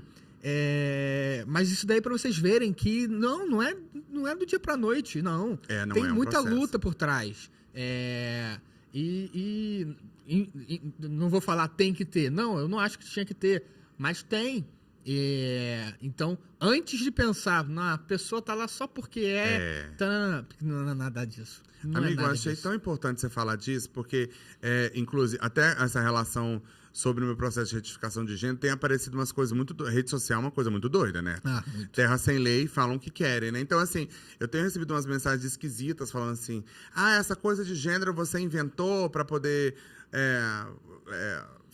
se destacar, fazer sucesso, de jeito nenhum. Isso já é muito antes, meu processo já é muito anterior. Enfim, descobriram isso durante agora, por conta do meu trabalho na novela, mas não tem nada a ver uma coisa com a outra. E claro que eu acho que quanto mais a gente se conhece, mais caminhos profissionais a gente abre, mas o povo leva para um lado que não tem... E também essa coisa da novela, não sei se a gente vai falar sobre isso depois, mas, enfim, como foi Sim. parar e tal. Mas, assim, eu também fiz teste, tudo. E o povo não entende. Eu acho que tem uma ideia... Eu, às vezes, dá uma sensação quando aparece alguém que é um surgimento meteórico, assim. A minha carreira não teve nada... Igual você falou, amigo, você que me conhece há muito tempo, e falou um pouco desse processo todo de sair de Brasília, vir pra cá, comer o pão que o diabo amassou e baforou Covid, e do mercado, e não ter grana. E produzir um espetáculo ganhando nada. Ganhando nada. Né? Ai, que bom você falar. Nesse espetáculo que eu tô falando agora, foi um espetáculo que eu fiz. Foi. Eu recebi... E ele não recebeu nada. Porque eles eram produtores e eles priorizaram pagar o elenco. Embora eles eram elenco também, mas era tão pouco dinheiro que eles priorizaram pagar o restante do elenco do que pagar eles como atores e produtores. Foi. Olha isso, gente. Então, assim, eu acho que, então, eu não acredito na coisa meteórica, não. Pelo menos a minha trajetória, a minha carreira não tem nada meteórico. Tudo realmente é degrau a degrau da escadinha. Assim que eu vejo, sabe? Só um segundo. Claro. Só pra... gente, pra vocês não acharem aqui... Caraca, Rodolfo Mesquinho. Eu descobri isso depois, tá? Eu, obviamente, faria a votação do... Gente, vamos dividir igual pra todo mundo. Eu descobri depois. Mas é importante deixar claro para o pessoal saber também que vocês batalharam e ganharam nada. Porque esse mercado, eu acho que o teatro ainda é mais democrático, o audiovisual, eu acho que ainda tem essa coisa da panelinha de ser mais restrita ainda. A gente tem que desbravar, porque ainda mais quando a gente chega, não só de chegar de fora, mas eu acho que quem está começando um processo, ou então não é já inserido nas relações do mainstream, essas coisas tudo, acho que é importante isso se produzir e botar o babado no mercado. Eu estava conversando esses dias com o Cleito Nascimento, que faz Macacos, a peça, que foi um estouro e que ele está fazendo Fuzuê agora, que é um cara tão legal, um artista assim muito incrível, que ele fez tudo no espetáculo. Então, às vezes, é isso, a gente tem que fazer e botar para circular, né? Sim. Com o que você tiver na mão. Exatamente, né? Exatamente. Vamos lá. Óbvio que eu vou falar sobre a Globo. Óbvio. Antes, eu quero saber, você fez alguma participação na Globo antes dessa novela? Já tinha feito, amigo. Já tinha feito. E tem casos muito esquisitos que eu fiz, mas eu fiz. Então, eu quero que, antes de você me contar da novela de agora e de como é que foi o processo até você conseguir, enfim, os testes, eu quero que você me conte esse antes, tipo, primeiras participações na Globo. Primeiras participações. Amigo, são histórias, tem umas histórias, não vou contar todas não, porque é muito tempo, mas vou escolher um negócio aqui. Que é curioso, porque assim, a primeira coisa que eu fui lá, eu já tinha conhecido o Projac, porque como eu falei, sou de Pirenópolis, eles gravaram Estrela Guia, né, a novela da Sandy lá, gravaram Araguaia. Na época de Araguaia, eu e minha avó, eles usaram os livros dela na pesquisa histórica da novela, e a gente acompanhou as gravações. Eu nem era ator, mas eu achava o máximo estar no set e tudo. Então, eu conheci uma pessoa que depois levou a gente para conhecer o Projac, eu e os meninos, quando viemos ao Rio e tal. Mas a primeira coisa, assim, eu estava fazendo uma peça com a Luísa Thierry, foi a primeira peça que eu fiz aqui no Rio, Lisbela Prisioneiro. Tinha um colega no elenco que eu nem sei se ele vai achar bom contar isso, mas eu vou contar, porque, enfim, todo mundo é responsável pelo aquilo que faz, né? Exatamente. E eu não... Ele fazia meu pedacinho de chão, a novela, e eu não sei se ele se constrangia de dizer que ele era uma figuração fixa, mas ele dizia que ele fazia elenco de apoio. Uma vez eu estava na praia, uma colega que morava comigo, e aí ele me ligou e falou, olha, um ator se acidentou aqui no Projac e é o seu perfil. Mas olha só, saiba de uma coisa. Eu tive uma conversa com um produtor de figuração e existe um preconceito muito grande com figurante. E mudou a maneira de tratar a figuração, né? Dessa época que eu tô te falando para agora, por exemplo, é diferente. Sim. E muita gente, sim, em vez de falar que é figurante, fala eu sou elenco de apoio. Isso era normal, batata, e a gente só releva. E segue, né? Segue. Eu não sabia, porque eu estava chegando aqui no mercado, eu não tinha ideia do que figurante. Eu não tinha esse conhecimento. Mas ele me ligou e falou, vem um ator, se acidentou, é seu perfil. a roupa vai caber tudo em você, a gente precisando de emergência, vem. Eu peguei um ônibus, aconteceu até uma coisa doida, ele parou num lugar que um cara queria entrar pelo fundo, o motorista não deixou. Imagina, eu chegando no Rio, apavorado com tudo, tendo notícia do Rio noticiado pela TV, né? E aí eu entrei no ônibus, e o cara não deixou o cara entrar no ônibus, e aí ele sacou uma arma, começou a ameaçar o cobrador, o motorista. Eu falei, gente, eu tô tendo a primeira oportunidade de fazer um trabalho e já vou levar um tiro aqui. Fiquei muito assustado. Cheguei lá no Projac, tudo muito rápido. Entrei pela portaria 4, que é da figuração, e tudo muito rápido, né? Eu tava com areia de praia, me tiraram, me botaram uma roupa, de repente eu tava lá. Não tem problema. Acontece. Vamos de novo, que dá pra cortar. Mas aí eu tava lá no Projac, e aí, tipo, tudo muito rápido, limparam a areia da praia, e de repente eu tava com uma roupa, com um bigode, eu era um guardinha da prefeitura, do meu pedacinho de chão, e vai pro set, chegou, e fica transitando de um lado pro outro. Eu não estava entendendo o que estava acontecendo direito. Eu percebi só isso depois, porque na época eu tinha feito eu estava fazendo umas oficinas do Teatro Ipanema, muito legal, um projeto que eram umas oficinas gratuitas com vários diretores, e eu conheci uma galera, e eu tinha conhecido o Johnny Massaro, e ele estava fazendo essa novela, e ele me viu lá na cidade cenográfica, e ele, oi, Gabriel, tudo bem? Eu, oi, Johnny. E aí um fiscal me interpelou assim e falou, não vai lá, você não pode falar com o elenco. Aí eu entendi que eu estava ali numa figuração. Aí eu peguei e falei, como assim? Não, mas a gente fez uma oficina junto. Aí ele veio e falou, que é isso? Que loucura. E a gente se abraçou e conversou. E aí eu fui entender o que era. E eu realmente ali, os fiscais de figuração e tal, eu achei muito, muito desumana a maneira, até como chegava o lanche, de um jeito e tal, achei muito estranho. Mas agora, por exemplo, fazendo agora, eu vi que mudou completamente, assim. Inclusive a casa tá bem de olho nisso, nessas coisas de assédio moral e tal, bem ligada para isso não rolar. Então eu achei que mudou. Então essa foi, eu acho que a primeira coisinha, assim... Sua primeira experiência no Projac. Foi. E depois, Boogie Woogie também foi engraçado, porque me chama um assistente de direção, um amigo conhecido assistente de direção, que estava precisando de uma drag, e aí várias drags estavam mandando material, ele falou, amigo, manda esse material. E eu mandei, ele falou, gostei muito da Gabriela Pimentel, a gente vem fazer um teste de drag aqui com a gente, porque de repente você vai fazer uma participação, ou então um elenco de apoio, que era um núcleo da boate que tinha lá em Boogie Woogie. E eu fui pro Projac de ônibus cheio de mala, levei tudo para montar a drag. Quando eu cheguei lá, eles falaram, olha, a pesquisa descobriu que não tinha drag nas boates naquela época. Caiu, o personagem caiu. E eu cheio de mala, tudo. Falei, putz, não acredito, né? Poxa, eu trouxe tudo para montar minha... Aí aconteceu uma coisa muito legal. O cara falou assim, mas olha, hoje vai ter um workshop de dança, que a gente chamou uns atores para umas participações, que são os garçons bailarinos. Se você quiser ficar para o workshop de dança, quem sabe você não entra num negócio ali. Eu falei, quer saber, vou ficar, já tô aqui mesmo, vim cheio de mala. E eu pensei, não, negócio de dança, não vou passar de jeito maneira. O que é que eu estou me enfiando desse negócio? Só pela ida, né? Falei, não, vou fazer valer minha vida pra cá. E aí fizemos workshop, foi muito legal e tal. E aí o coreógrafo disse assim, quero ver uma coisa, se essa coreografia toda que tá todo mundo fazendo, se você faz em cima do salto, tu não é drag? Me desafiou. E eu pensando, vou cair, vou me estabacar, mas não expressando, falei, vou fazendo os botei e fiz o salto. E falei, não vai rolar nunca. Aí tava voltando para casa no ônibus, eles ligaram, você vai fazer uma participação na novela. Passou assim, menos do que uma story, né? Um flash dançando, e foi isso, a participação na novela. Mas participou, né? Mas foi legal a experiência de entender, de ver ali, né? Eu acho que tá no set, a gente sempre aprende muito, sabe? Sim. Então, hoje é uma aventura, assim, né? Mas foi divertido fazer. E agora, eu vou querer que você me conte como é que é ser elenco. Mas, eu quero que você me conte antes, como é que chegou o teste?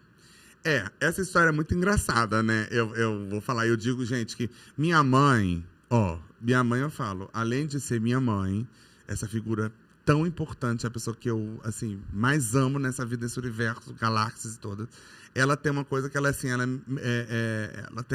é essa luz na minha vida, assim, né? É impressionante, assim, que eu agradeço a ela por esse encontro.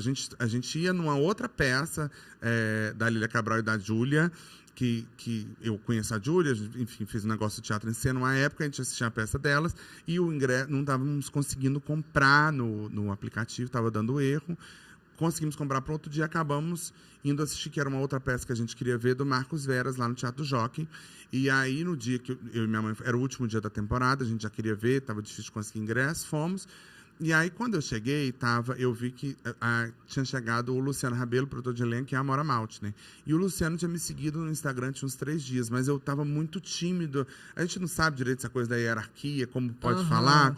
Eu estava até tímido, e ele é super gente boa, e eu estava super tímido de falar. E minha mãe, Gabriel, eu te dei educação, a pessoa vai lá cumprimentar, né? E aí eu, oi, tudo bom? E, assim, e a Amora, eu sempre fui assim, eu acho que toda bicha tem suas divas pop, né? Da música, do não sei o quê.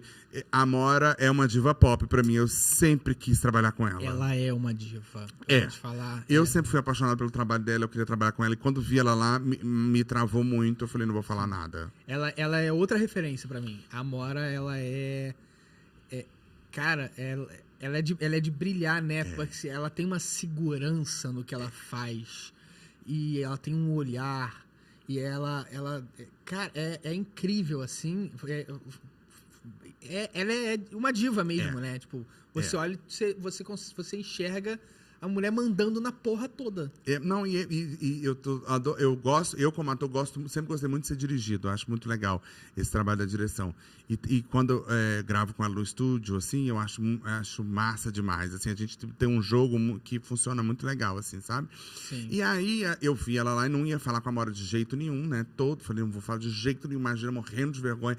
A peça acabou, estava cheio de gente da classe no dia, Ingrid Guimarães, Fernando Guimarães, Jorge Salmo, tinha uma galera que estava lá conversando no final, que era o último dia da temporada. Eu fui falar com a Rosane Mulholland, que é de Brasília, né? Esposa do Marcos. E aí eu perdi minha mãe de vista. Minha mãe sumiu, Rodolfo. E eu falei, gente, cadê minha mãe? Cadê minha mãe? Sei onde sua mãe estava. Pelo amor de Deus. Quando eu vi na rampinha, minha mãe estava conversando com a Amora e elas estavam rindo. Não sei até hoje ainda o assunto, quero descobrir que elas estavam rindo. E eu comecei a suar e passar todo mal, né? Um suor aqui, um suor aqui, um suor nas costas. Falei, gente do céu, meu Deus do céu. Meu Deus, o que minha mãe tá falando com a Amora? Meu Deus do céu. Cara, sua mãe é incrível. Desci passando mal, muito mal. Rodolfo dizendo que eu até larguei o celular no chão, não me lembro disso na hora, larguei o celular no chão. E aí eu cheguei, oi, boa noite, dizendo que tal. E aí minha mãe, tira aqui uma foto que a Amora já tá batendo. Muito natural, conversando. E aí aconteceu uma coisa curiosa. Minha mãe falou, olha, esse aqui, meu filho, Gabi, ator, tá na batalha, nananã, me apresentou assim. E aí eu que sou humorista, aqui que trabalha com comédia, humor, sempre acaba se defendendo na vida, né? Um pouco piado, mas um jeito de se defender de situações. E aí eu fui brincar com a Amora, falei, olha, falei que eu era muito fã do trabalho dela, que assistia, de fato assisto tudo e tal. E brinquei, falei, olha, até 2025 eu vou fazer uma novela sua, viu? E aí ela brincou e falou assim, e por que não faz a próxima? E aí eu não acreditei na hora, né? Eu ri todo sem graça. Não, tô falando sério. Ela falou, nossa. Olhou assim, ela falou, você tem uma energia de Elas por Elas. Ela falou, vou dirigir um remake de Elas por Elas. A gente bateu esse papo e tal. E aí ela falou, você vai entrar em contato. E eu falei, será que eu entro em contato depois? E não vou, né? Pensei, não vou, não. Entra. Aí falei, entra. Aí minha mãe, né, de novo, você é louco? O que é isso? Não seja mal educada. A pessoa falou pra você entrar em contato, vai entrar em contato. Aí falei com ela, depois falei com a Zoe, depois fui para a Dani, produtora de elenco, e aí eu entendi o que estava. Eles me propuseram fazer um teste. E aí eu estava em Brasília até. Quando eu fiquei sabendo que eu ia fazer o teste, eu estava em Pirenópolis, no interior de Goiás. Eu vim para o Rio para fazer esse teste lá, presencial, lá no Projac. E aí gravei o teste. Claro, eu estava nervoso, eu não sabia o que tinha dado. Achava que não ia rolar, inclusive. E aí fui embora e a vida seguiu e eu vi que já estava tendo preparação, a novela estava acontecendo e tal. E eu falei, não rolou, né? Mas aí entraram em contato comigo e falaram, Gabi, os diretores gostaram muito do seu teste. E eu fiquei para mim, eu já tinha ficado feliz por isso, né? De ter feito um bom trabalho. O elenco fixo está fechado, a gente quer te convidar para uma participação. Então eu fui, aí eu vim até... A novela já estava sendo gravada, então eu não fiz preparação com a galera, porque eu não era do elenco fixo. E hoje eu ainda estou num lugar meio coringa, que eu ainda não sei, que eu faço as diárias e tal. Então, você é um elenco não oficial. E pronto. Mas eu fui apresentado como elenco, né? Pra imprensa e tudo. Então, assim... Sim, você estava na chamada da novela. E pronto. Então, assim, eu fui apresentado como elenco, faço parte do elenco, mas dentro da burocracia, ainda estou nesse lugar meio coringa. Porque aí eu fui gravar a participação, tinha uns capítulos, e aí a gente acabei durante o processo lá, fui ganhando cena. Assim, o primeiro diretor que eu trabalhei foi o Felipe, foi no primeiro dia, ele tinha me falado. Eu achei, olha, a novela tá assim, eu não sei se é de uma sorte muito grande, porque eu acho que cada set é um set, mas uma equipe muito legal, muito afetiva, muito amor. Eu acho que as pessoas estão todas muito com vontade de fazer aquilo, com muita entrega e muita paixão. Então, assim, o Felipe foi o primeiro diretor que eu trabalhei lá. Eu era para começar a gravar à tarde. Ele já falou, vem para a cidade cenográfica de manhã. E aí a gente fez uns jogos de improviso. E aí eu acabei entrando em cenas que eu não estava. Então, aí foi aumentando as cenas. Aí eu ia ficar só até o capítulo 12, que é quando a padaria fechou, da Renê. E aí eu faço o polvilho, né? O polvilho ia sair. E aí tinha a possibilidade de voltar ou não, que era uma coisa em aberto, não se sabia. E aí agora, há pouco tempo, eu recebi essa notícia. O personagem vai voltar, vem gravar. E aí agora eu tô gravando já a volta do polvilho, já as cenas subsequentes, assim. Então, aí tá voltando, agora vai ficar. E eu falei, e aí fiquei feliz pra caramba, né? Falei, então tá bom.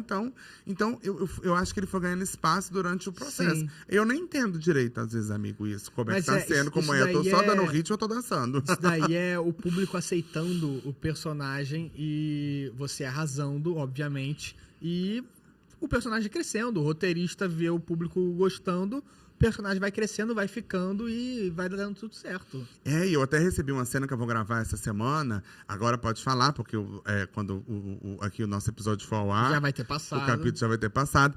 Mas, assim, eu achei tão legal, assim, porque na trama o Wagner, que é o marido da Renê, ele desaparece, ninguém sabe o motivo que ele sumiu, a família toda na falência, né? São despejados, é uma loucura. E eu também não sabia, isso foi um dado novo do texto, que o Polvilho já conhecia ele antes do casamento com a Renê e tal. E é uma cena que eu não gravei ainda, estou ansioso, vamos para gravar, que é ele encontrando o Wagner na rua, morando na rua, assim. Então tem toda uma coisa dessa surpresa, do reencontro, dele. Ele é esse amigão da família, assim, sabe? Sim. Ele é por essa família, assim. Ele é por esse reencontro. Então é uma cena que tá bem diferente das que eu fiz. Eu tô um pouco ansioso pra fazer. Vamos ver se vai ficar boa. Deixa eu te colocar em Maus Lençóis aqui. Eu quero te colocar numa situação constrangedora. Ai, meu Deus! Qual o ator da novela que você se dá super bem e que você vai terminar a gravação aqui agora e que você vai ligar pra pessoa e vai falar assim, fulano, eu preciso que você vá no podcast, no programa de entrevista do Rodolfo Fabrita, porque você vai amar, eu quero muito que você participe. Olha, eu posso falar de coração? Pode. Que veio, você já falou, já me veio na minha mente. Fala. Eu pensei em mais de uma pessoa. Eu pensei no núcleo que eu gravo, que é a Maria Clara Spinelli, que faz a Renê, que é o César Mello, que faz o Wagner, a gente gravou menos. Vou anotando aqui. E tem a Bia Santana, que tá fazendo a Vicky, e tem o Richard Abelha, que já era bombado na internet e agora tá super bem, né, na novela fazendo o Tony. É a galera com quem eu gravo com mais intimidade, afinco, assim, sabe, amigo? Fala de novo os nomes, pelo amor de Deus, que eu não consegui anotar todos. Do núcleo? Eu não consegui anotar. Falei muito rápido. Tem a Maria Clara Spinelli. Maria Clara. Que faz a Renê, que é uma das protagonistas de Elas por Elas, né? Sim. Tem o César Mello, que faz o Wagner, que está fazendo musical em São Paulo, Uma Linda Mulher, inclusive. César Mello. Super legal. A Bia Santana é uma jovem atriz, está fazendo a Vicky. Desfilou agora no São Paulo Fashion Week. Ela, sim, olha, me acolheu de um jeito. Todos eles do daqui, né? Ela, maravilhosa. Ela fez agora a Fashion Week. Modelo e atriz. E agora ela tá... A personagem dela ganhou um super espaço na trama, porque a mãe biológica vai aparecer, vai tentar se conectar com os filhos através dela. Então, ela tá gravando, 20 cenas por dia, tá uma loucura. E tem o Richard Abelha, né? Que é um cara muito legal, que eu já descobri que ele era bombado na internet, não conheci o trabalho dele, tô fazendo stalker mesmo, vendo os vídeos e tudo dele. E ele tá fazendo o Tony na novela. Deixa eu te fazer vou te mostrar aqui, ó, fora da câmera. Essa pessoa daqui é impossível? Não fala o nome. Não vou falar o nome. Então, eu não me encontro, né? Tá. Nossa, bati na mesa, sem querer. Essa pessoa aqui. Ah, não fala o nome. Ah, maravilhosa. Porque eu conheço muito bem essa pessoa. Ah, eu acho super legal. Mas você acha que você consegue? Tem uma amigona minha que... Essa pessoa daqui, eu tenho história com ela. Mentira. Não, história profissional.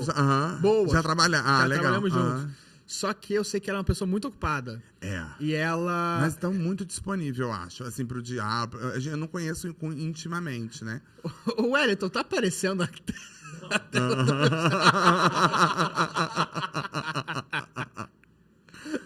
Qual foi essa última pessoa que você me falou? O quê? Do núcleo? Do núcleo. O Richard Abelha, eu acho, Richard não foi? Abelha, que é maravilhoso, cara. Ele é um cara... ele é legal demais da conta. E já tem um trabalho, um publicão na internet que eu não sabia. Conheci, descobri na novela. Se pelo menos um desses nomes não aparecer aqui nesse programa... Eu vou livrar sua barra. Pode ser por falta de agenda, tá? Porque a gente tá com a agenda bem difícil de gravar, tá? Pode ser por falta de agenda. Porque eu vou encher o saco do Gabriel pra poder ele falar com as pessoas. Mas eu sei como as pessoas são também, a agenda é dificílimo. Ainda mais a minha, porque a minha agenda é a pior de todas. Pra poder encaixar. Porque durante a semana eu só posso gravar depois do trabalho. Cacilda. Ou seja, eu só posso gravar de noite. Então eu só posso gravar de noite e nem todos os dias de noite o estúdio pode, porque o estúdio tem outros trabalhos, né? E finais de semana e feriado, que é quando o pessoal quer descansar, né? Então, é difícil. Não, mas a gente vai aos pouquinhos, tudo se encaixa. Vamos lá. Estamos na geral, não estamos? Gabriel, antes de eu agradecer, eu queria te perguntar. Pergunta. Tem alguma pergunta que eu não fiz pra você, mas que você gostaria que eu tivesse feito, que eu me esqueci, que eu deixei de fazer? Olha... Rodolfo... Olha, não me veio nada na cabeça. Tá. Eu acho que a gente falou sobre tanta coisa, né? Falou sobre muita coisa. A formação, essa trajetória da carreira, um pouco sobre o teatro, né? Sobre minha drag, sobre agora essa experiência na TV, como é... Eu acho que é isso, assim. Depois da pandemia, essa minha... tem uma coisa que é legal, eu lembrei aqui agora. Conta. Sabe o que eu acho? Que é legal, inclusive pra galera que tá começando a carreira, fazendo curso, e tá começando, eu acho que vai ser uma coisa massa para se pensar. Porque, como eu tinha falado há um tempo atrás, eu acho que esse acesso ao teatro, né, ao mercado, eu acho que ainda é um pouco mais democrático, o audiovisual ainda acho um pouco mais restrito. E precisa, são muitas barreiras, né, para você saltar ali. Mas eu, como sou um ator que vim de fora, quando cheguei aqui, tive uma sensação de estrangeirismo muito grande, tal. O povo fala muito da bolha, né? Como que fura a bolha, como que passa na bolha, né? Eu acho que, sobretudo, esse lugar da internet é uma coisinha massa pra gente se pensar. Eu, na pandemia, eu não me considero um produtor de conteúdo, influencer, assim. Não tenho essa disciplina. Agora não tá dando tempo de fazer, mas na pandemia eu comecei a levar humor e arte drag pro Instagram, e esse foi um lugar que eu achava que era uma coisa utópica, uma fantasia. Disse, produtores, diretores vão te achar pela sua rede social. Eu achava que era uma balela. E, de fato, pessoas me encontraram. E eu fiz trabalhos de pessoas que me encontraram através do meu Instagram. Então, esse é um lugar legal para você mostrar um pouco do seu trabalho, produzir ali, entendeu? Se conectar nessa rede. Eu acho que é uma coisa interessante, assim. Wellington, a câmera tá direto na dele? Tá na geral? Tá. Não, então, pode voltar para a câmera dele, porque o que eu ia justamente te pedir, e você acabou já fazendo isso, que é passar um recado para as pessoas dizendo o que você gostaria que você ouvisse quando você estava na época que eles estão, o que você gostaria de passar, sem medo de estar falando uma verdade absoluta, mas tudo que você passou, dê uma dica para as pessoas que estão nos assistindo. Olha, eu achei muito legal o Rodolfo abrir esse espaço, porque quando eu penso aqui no início da carreira, né, até quando a gente se conheceu, né, Rodolfo, assim, eu acho que quando eu vim para o Rio em 2013, esse território da internet, por exemplo, era uma coisa que a gente não sabia ainda no que ia dar. Se isso era bom, se isso era ruim, né? Eu vim para trabalhar no teatro e para abrir os horizontes e expandir para outras linguagens. Então, eu acho que o que eu quero dizer para vocês, assim, que eu gostaria de ter ouvido acredite no seu trabalho, acredite no seu potencial, mas não se agarre só na coisa da sorte ou meritocracia no nosso país, Brasil, não existe, isso não funciona. Então, se conheça cada vez mais. Eu vi outro dia um corte da Marisa Hort falando lá pro Theo, né, na entrevista. Ela diz assim, o primeiro dinheirinho que você tiver, faça terapia. Que deveria ser uma coisa mais acessível, não é? Mas busque maneiras de se conhecer, de entender quem eu sou, que pessoa eu sou, quais são as minhas condições, os meus limites, e busque, assim, eu acho, esse lugar de estudar. Se não for viável financeiramente, buscar uma rede de apoio que possa te viabilizar isso, buscar bolsas, caminhos, assim, eu acho que estudar, quanto mais seguro, confiante você tiver do seu trabalho, do seu trajeto, da semente que você plantou, você tem, eu acho que, mais força e coragem para desbravar, porque esse mercado dificilmente vai ser de portas abertas. São perfis e tipos de pessoas muito específicos que encontram portas abertas. De mais a mais, a gente tem que ir pela janela, pela fresta, pelo buraco da fechadura, por onde for. Mas é importante que nossas histórias sejam contadas nesses meios de grande acesso da população, né? No teatro também, na TV, no cinema, nas séries. Então, eu acho que buscar esse lugar de se conhecer, de estudar, de buscar o conhecimento, se fortalecer de alguma forma para poder desbravar esse caminho é muito bom. E eu ouvi um negócio no meu primeiro professor de teatro, lá na UNB, Fernando Vilar, que eu jamais esqueci. Jamais, jamais, jamais. Que eu queria dizer para vocês que no nosso país, a profissão de ator e de atriz ainda é muito estigmatizada. Já foi mais, mas hoje ainda continua sendo. Então, antes de esperar pelo respeito de qualquer pessoa, você primeiro respeite a sua profissão, a disciplina que ela exige, a dedicação que precisa.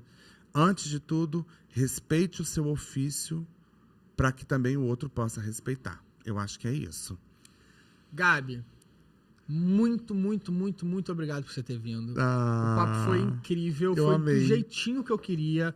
Cara, enfim, me desculpa se por acaso em algum momento eu falhei em alguma coisa, mas eu fiz o máximo para poder tentar transparecer para as pessoas e para ensinar as pessoas uma forma gostosa e o mais correto possível de se comunicar com alguém que é não binário e falar sobre a profissão também e mostrar que não é porque é não binário que é diferente. Né? Muito legal isso. Eu queria que você passasse suas redes sociais pro pessoal. Vou dizer sim. Olha, meu TikTok é uma coisa abandonada. Eu uso mais quase como espectador mesmo, para poder ver as coisas. Gosto de ver cortes de entrevista e tal. Então, minha rede social principal é o Instagram, né? Meu Instagram é @GabiOficial. Então, vou dizer como é que é esse Gabi. @ e o Gabi é GAHBI Oficial. @Gabi Oficial no Instagram. Lá a gente se encontra, pode trocar uma ideia. Estou sempre falando dos trabalhos. Quero voltar a produzir um conteúdo específico lá para a rede também. E é a rede que eu estou mais frequente. É isso. Muito obrigado. Obrigado eu. E esse foi mais um programa de entrevista, só que dessa vez com Rodolfo Fabrita e grande elenco. Tchau, tchau. Muito obrigado por ter assistido até aqui. Não se esquece de se inscrever no canal, ativar o sininho, clicar no joinha e em algum lugar aqui na tela vai estar aparecendo recomendações de outros episódios. Então, eu vejo você no próximo episódio. Tchau, tchau.